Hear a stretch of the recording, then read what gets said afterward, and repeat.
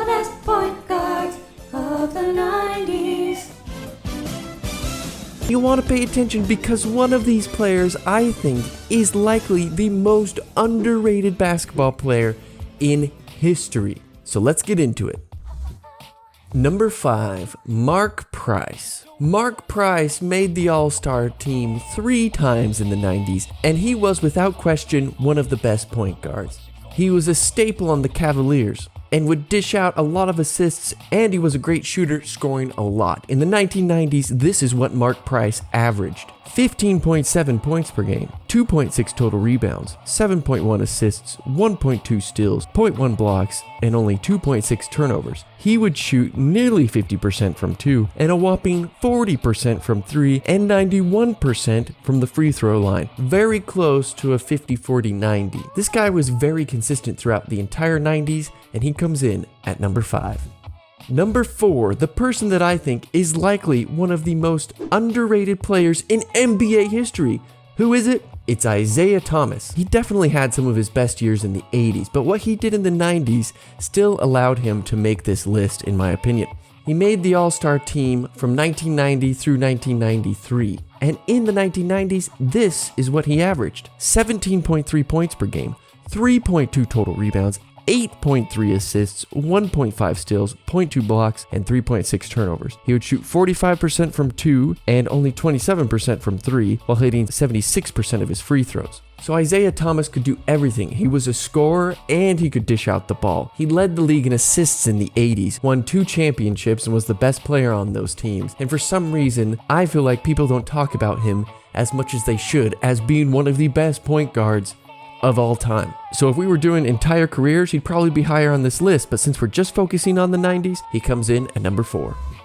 Number 3, Tim Hardaway. Tim Hardaway had an amazing NBA career, and he did great in the 90s, proving himself to be one of the best point guards in the entire decade.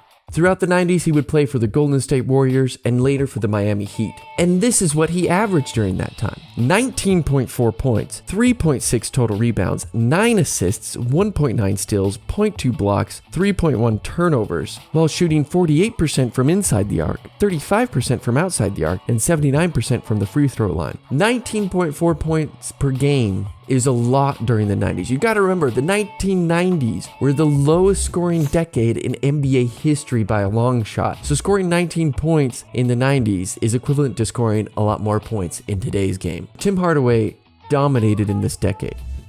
Up next at number 2, we have the Glove, Gary Payton. He was a rookie in the 91 season and had a great decade in the 90s. He even made the NBA Finals, where he lost to Michael Jordan in 1996. And during that decade, this is what Gary Payton averaged: 16.3 points per game, 3.8 total rebounds, 6.8 assists, 2.3 steals, 0.2 blocks, and only 2.5 turnovers. He would shoot 50% from 2, 33% from 3, and 70% from the free throw line. And we can't forget that Gary Payton is one of the best guard defenders in the league's history. There's a reason his nickname was the Glove. So some of his stats might not look quite as impressive as maybe Tim Hardaway's, but that doesn't even tell the whole story. He could lock down perimeter players, so much so it helped him make the NBA Finals, which is an incredible accomplishment.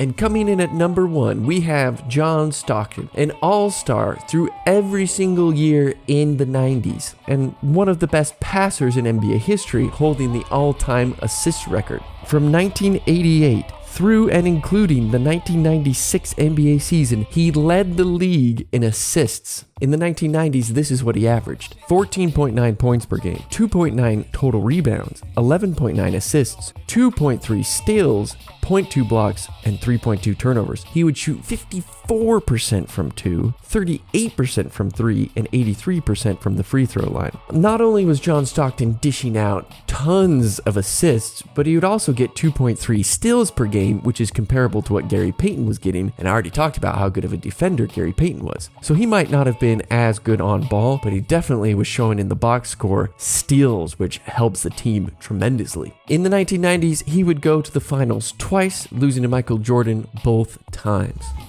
Do you know what's insane about this list I just gave you? This will blow your mind.